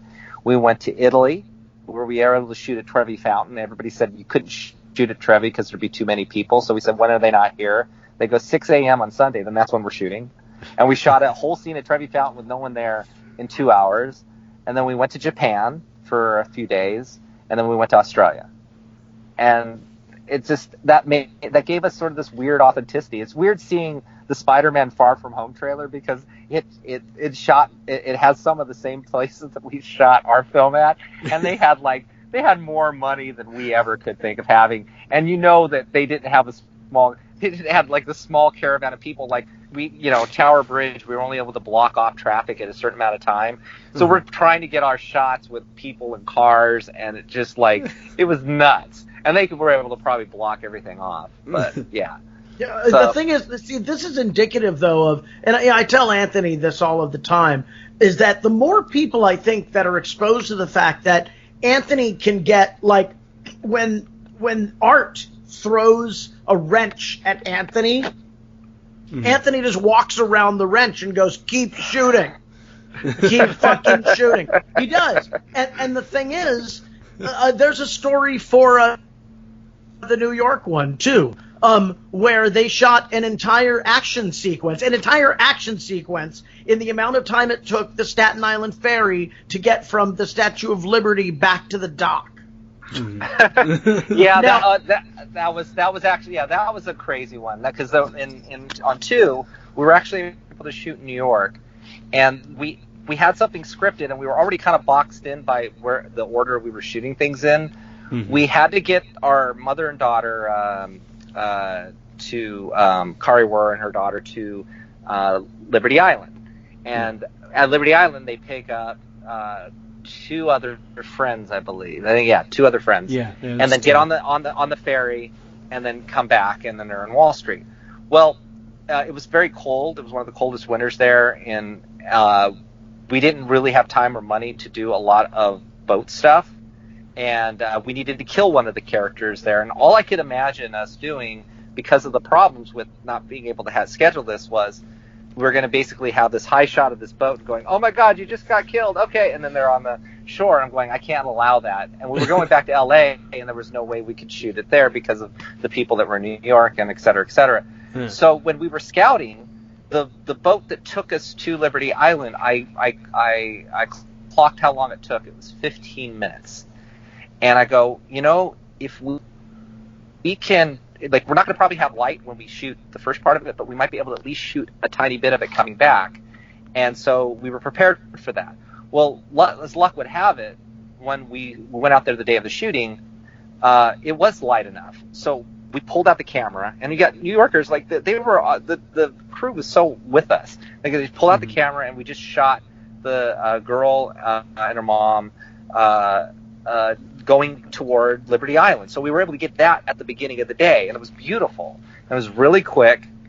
And so then we shoot all the stuff that we have to do at Liberty Island, and then I tell the actresses, because it wasn't planned, because if we planned it, then everybody would probably have vetoed it. I go, okay, here's what's going on. We're going to get on the boat, and the moment we get on the boat, the camera's going to turn on, and we're not turning the camera off. We're just going to, I just need you to trust me and follow my lead. And we're going to do this sequence where, Tiffany gets killed by the shark, and you guys come on and you take off. We turn on the camera, and literally it's okay, here's the wide angle. Okay, everybody run, and sit down on the bench. Okay, now walk over to the railing. Okay, so we got that. Now let's get the close. Okay, everybody react. Okay, all right, we're going to turn around. Okay, now go over to the railing. Okay, what's there? What's that? Oh my God. Okay, react to the shark. Okay, now Tiffany, come up there. Now I need you to pretend to fall back. So she falls back. Then we get her on the ground, and we get Kari in close-ups tasering and all this stuff. And we do all that in one take, probably about 20 setups. And the only thing that wasn't done was the aftermath of her face, which on the ground all mangled, which was shot a different day. And it was the only scene in the entire movie that cut like butter that we never changed from the first cut, because we had a limited amount of footage. So we did a whole action sequence with plate shots in like 15 minutes. That's awesome. It is so hard to not laugh at how you're describing that, because it is the most badass cavalier way to get a shot that we've heard in a while. Go, shark. Okay, go. Yeah, but the thing is, if somebody with real money could sit down with Anthony and go, wait, you did what? Yeah. They would probably just throw money at him. They would just go, here, take all of it. Just do whatever you got to do. Just do it fast, and here's all the money I have in the world. Well, and that's why I say, there obviously are some shortcomings to these movies, but you think of what we've accomplished. We start these movies usually in January, February, and we deliver them in June. And in the last movie, we had over 1,200 visual effects shots. I mean, these are not movies for the squeamish. And, we always tell people that are new to the process when they come in, it's like, just be prepared. I mean, we're going to be shooting 12 or 13 pages a day, and it's not just dialogue, it's action. And so a lot of times I'm like a monkey. I'm like the guy standing around going, okay, and then the shark, it's coming from this direction. And I'm acting all this out to get reactions out of people to kind of pull all the stuff out that we need to pull out. So yeah. That's awesome. I mean, this is all exciting. Here. So we want to finish out a few things. So obviously we talked about Quint here and there, and I want to take it back there. When do we expect to see this album from Quint? Is it going to be available to everyone, or do we have to go through a certain method in order to get this album? We usually put everything up on iTunes, and it goes to all the different platforms. It'll be on Spotify. It'll be on you can Shazam it, if you're hearing it on TV, Amazon, all the places that you would normally get things, you can find it. You can find us under the Quint name. A lot of our stuff is, we have usually about an EP a year. Right now, the title of the album is probably going to be Club Dead, and it will, and right now I think we're targeting the end of July for it to come out. Yeah, but also there's, how many EPs do we have? Oh, we have about 5 or 6 right now. Yeah, and they're on iTunes, right? Yeah, they're on iTunes. You can purchase pretty much any of the Sharknado songs that we did. You can purchase them as part of our little EPs or individually, and you can stream them on Spotify. And you can find us on Twitter at Quint the Band.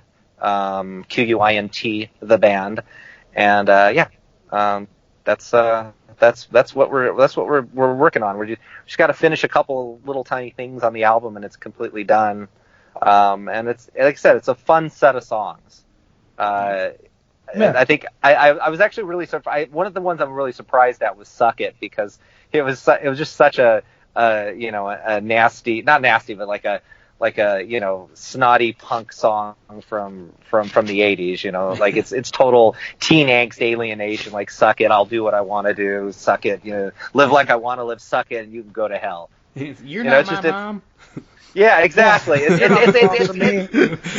like that Quiet Riot, Twisted Sister mentality of like, we're gonna like play this music really loud in my room. It's pretty hilarious that I largely come from kind of a background of like rock bands who play kind of just beatly rock stuff. Mm-hmm. So very rarely was I ever called upon to write a lot of, Anthony's like, I need a song that kind of does this. And I'm like, I've never written a song like that before. And he goes, I need a song like this. So all of a sudden I'm singing about subject matter that I ordinarily would never in a million years write about. like suck it. Really, man, that's a little, I'm 55 years old, for God's sakes. People don't talk that way to each other in a civilized society. Where have you been the last? No, very idealistic. No, so actually, one of the things that's really fun about this too is there also are these little challenges that we have sometimes with these songs. So when we were going into Sharknado 2, I had a title. We knew we were going to need a New York song, and we knew we were never going to get New York. So we decided our goal was we're going to write the second best New York song if we could, and so I had this title that worked kind of like for our movie, but also just as a New York song. And I told Robbie, all right, here's the challenge for the music on this. This is probably the longest title ever. And he goes, challenge accepted. And so the title of the song was, I'm going to take a bite out of the Big Apple, parentheses, before it takes a bite out of me, end parentheses. And he found a phrasing to make that work, and it's sort of like Frank Sinatra by way of Sid Vicious, and it's just such. It's actually we have a lot of favorites, but to me that was one of our favorites. Lyrically, it was tricky because we're not New York people, but I fell in love with New York when we were filming there. I mean, I just loved being in New York, making that movie. That was probably one of the funnest times I ever had making a film. But we worked on lyrics. And we're going, it's just not quite there. And we sent it to who do we send it to on this? Tony Leventhal from the Mockers. Sorry, Tony, for spacing. So we sent it to Tony, and Tony wrote some lyrics and came back with some gold. And then we sat back down and then did another polish on it, and then it just worked. And that's out there too. It's under our I think Great White Skies EP. It's just a really cool song. Yeah. And you can hear all this stuff on YouTube also. Oh yeah, YouTube also has it out there too. So yeah, so you can take the risk, but you don't really have to hurt yourself. Yeah. Oh yeah, okay, basically yeah. That monetizes what for us? Whatever. You know what? Hey, man, art versus commerce, man. Art versus commerce. Well, that said, we would probably make more money unboxing a box of nothing than having our songs on YouTube. But So one other question we want to ask you guys is, so this whole month is our Ghouls and Gals month. We're dedicating it to our listeners, all of our Ghouls and Gals, to thank them for supporting the show. And so you are the special guest to kind of keep this whole theme going. But this week we're talking about movies that give us guilty pleasure that we love to watch, but probably shouldn't, but are still going to watch anyways because we love them. So we want to know. Probably not tell anyone else. But we want to know. Anyways. We want to know do you guys have guilty pleasure horror movies that are your sacred ones that you always go to? Go ahead, Anthony. I got a couple, but you go. Now, are we talking any movies, or are we talking guilty pleasures? Guilty pleasures. Guilty pleasure horror films. Guilty pleasure horror films. Let's see. Well, I mean, I could say right now, just in a general terms, I've been watching, because since we started making that movie, I just been immersing myself in a lot of obscure 1980s horror movies, and there's been a lot of boutique labels right now that have been like Vinegar Syndrome and Severin Films and Synapse. They go and find these really things like I'm going, I thought I heard of that movie, so I've been watching a lot of films that like I have never heard of. Severin had a Ozploitation Australia 1980s film called Next of Kin, which I never heard of, which it's really weird and really interesting, kind of a ghost story set at a convalescent hospital. And they have another film, which I was aware of. It's called Dead Kids, but it was called Dead Kids in New Zealand. It was actually called Disturbing Behavior here in the United States, and I think it came out in 81, 82, 83, somewhere in that range. And it is such an odd movie, and I thought I'd seen it, and I never had seen the film. There is a sequence in there that I want to pay homage to one day. Of course, it has something to do with music. Who sings Lightning Strikes, Robbie? It's Lou Christie. Lou Christie. Is that who it is? Okay, yeah. All right. So these kids go to this party.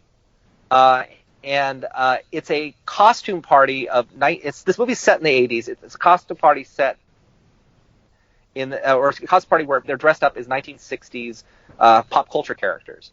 And when they go into the party, the song "Lightning Strikes" is playing, which is a weird kind of song. It's kind of like to have that in that film of that era. It's weird. But what happens is that everything is timed, both the dialogue and their motions, to what's going on to the song, and by the end of the sequence, it turns into sort of a synchronized dance sequence. But it never feels like it's a dance movie or it's supposed to be that. It's just so kind of off and awkward, and it's absolutely brilliant and enthralling. You can't sit there and watch it going, this is something in the middle of a movie that should be in this movie, and yet it works for the weirdness of this movie, and it's brilliant. I'm surprised Quentin Tarantino has never done something with this sequence, because it like, to me, it's like it's one of the best things I think I've ever seen in a 1980s horror film, and it's just, you have to see it. They have the clip on YouTube. It's from Dead Kids or Disturbing Behavior. Just type in like dance scene, and you got to watch it. So guilty pleasure, like I like a lot of that weird stuff. I mean, I love Return of the Living Dead, and also guilty pleasures is the Fulci movies, those zombie movies that he did, The Beyond, City of the Living Dead. Yeah, see, this is my question about the guilty pleasure thing is like there are pleasure. And some of them, like Sleepaway Camp, I can watch that anytime and just be like, yeah, man, I'm on board for this. Sure. Oh my God, she's look, a boy. Oh my Lord, yeah. So like, but that's the thing. I mean, is that a guilty pleasure? I don't know. I think it's an important horror film. You know, I ahead. think the thing is, I totally agree. Agreed. I think the weird thing that's happened, and Robbie and I have talked about this, especially like I was talking about these labels, finding these, some of them are regional horror films that had very limited release or that you heard about, and they were like, okay, after you got through the 30 movies that that year at your local video store, maybe you would go to it or maybe you wouldn't because you weren't really aware of it. But what's been happening is that they're going in and they're doing these beautiful like 4K, 2K or 4K transfers based on what assets are available, and doing interviews and archival interviews and giving these movies like the 5-star treatment.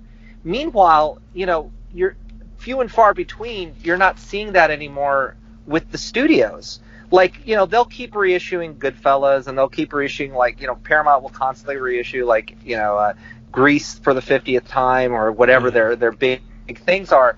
But nobody is going in for their big, huge hits that they're not getting the archive stuff because people are dying. They're going away. They're not treating it. So it's funny that these movies that were considered, taboo, or, the video nasties over in the UK, or just like you're trash for liking this stuff, The question is, what does art mean? I mean, however, is it schlock? Is it genius? Well, it's genius schlock. I don't know. The thing is that the fact is, it got made.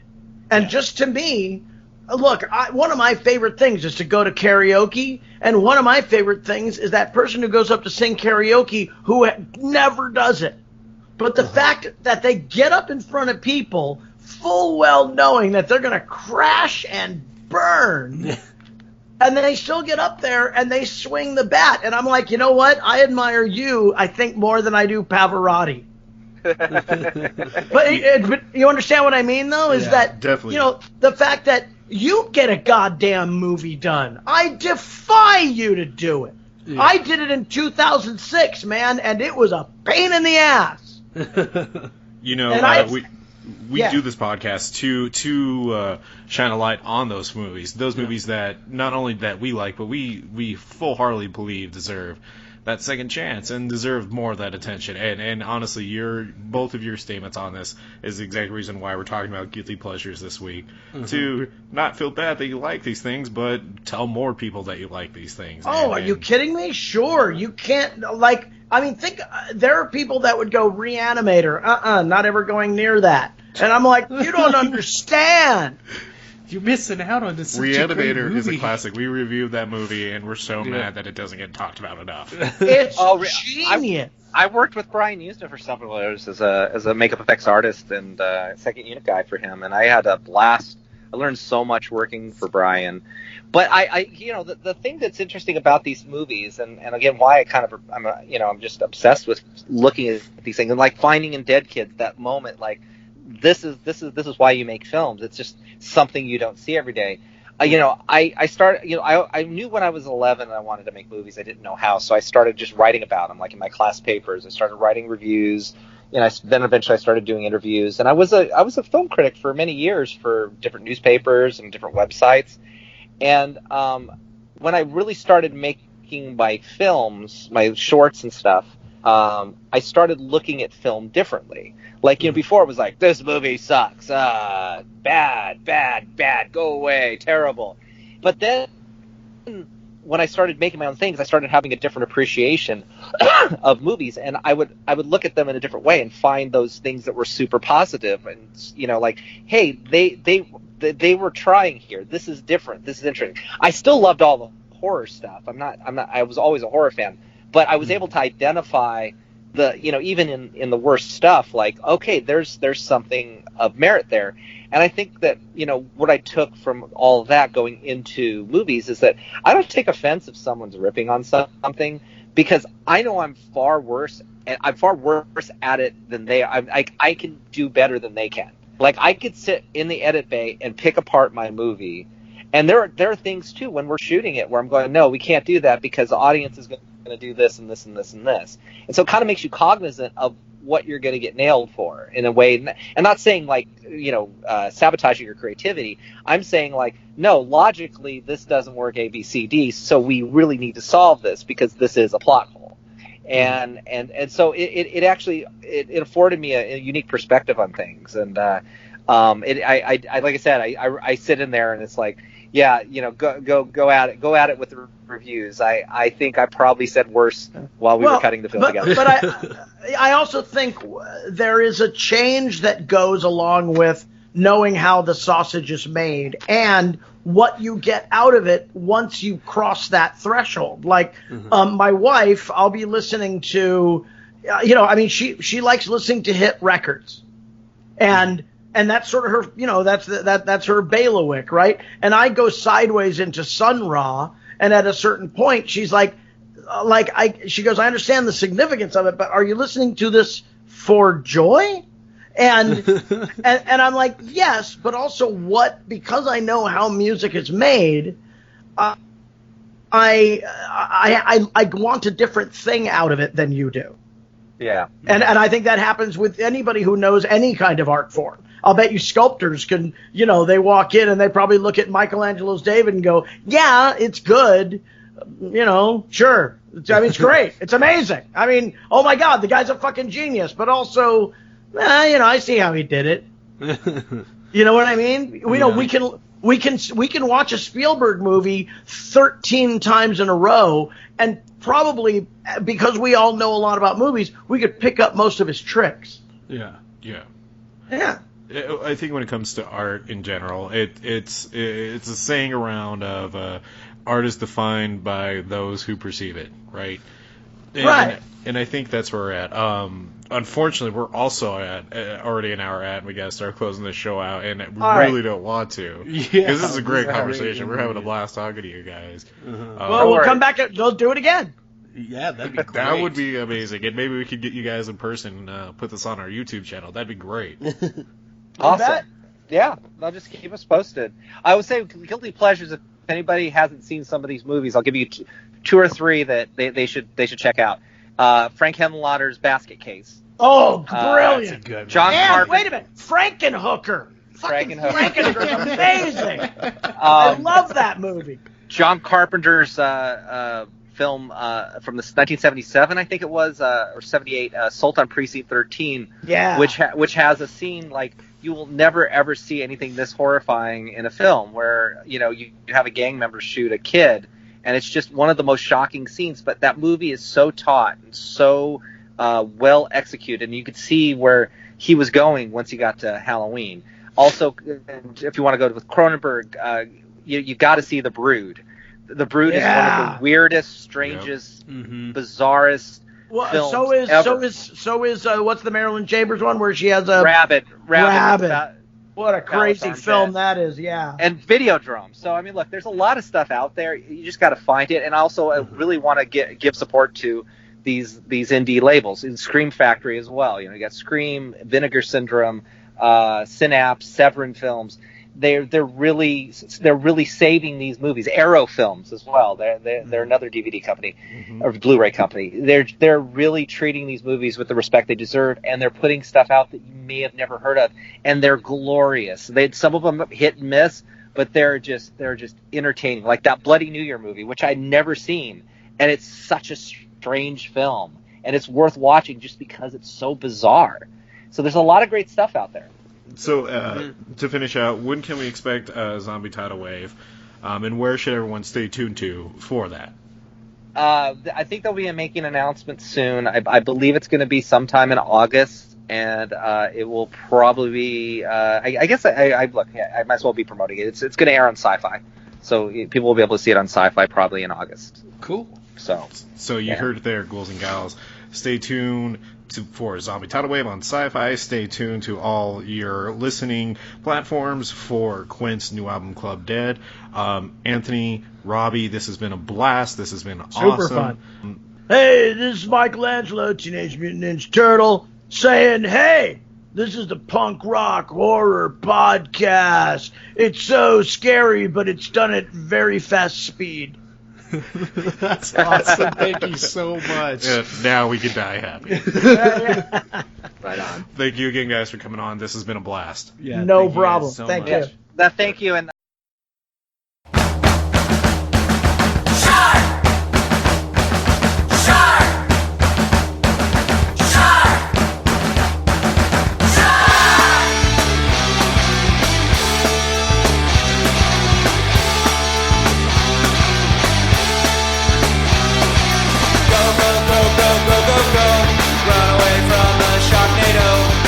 your greatest foe.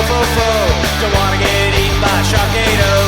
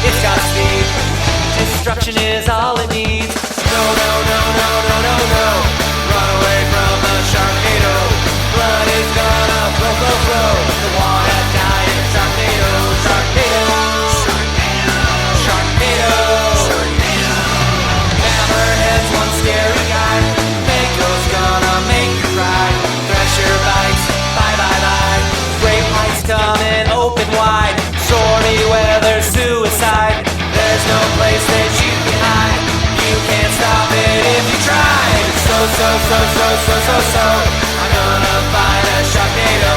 Bombs are gonna explode, blow, blow. We're all gonna die in a Sharknado. Sharknado.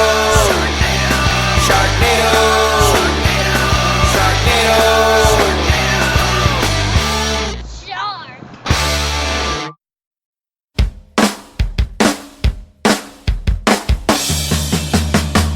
Good morning, London.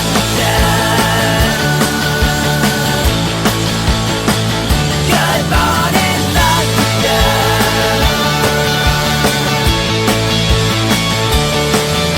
You learn to live with anarchy, and still you kept your monarchy.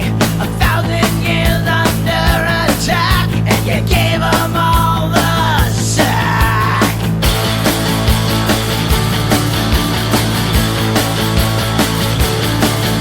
You fought them in the fields and streets to get your parliamentary seats. Gave back harder than you got and finished what you start. Good morning, London.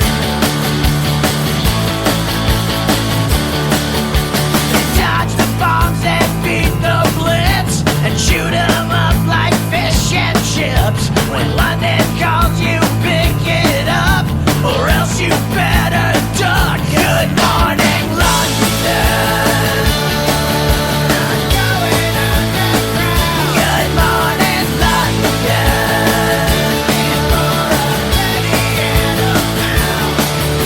They came from far and distant lands. Join as one and make a stand. Don't like what that message says, they'll throw you in the Thames. Good morning, London. Yeah.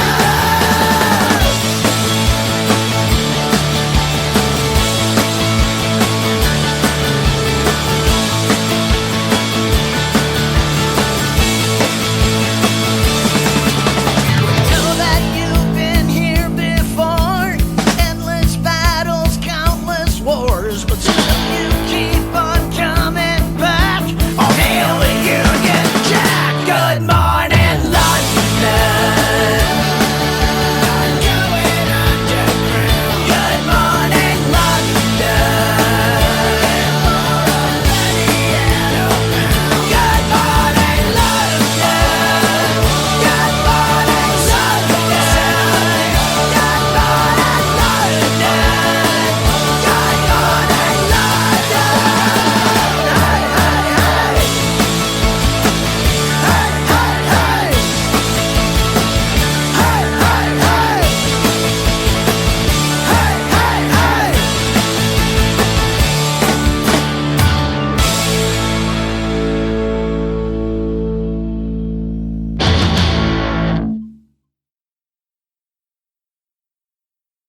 I won't give in.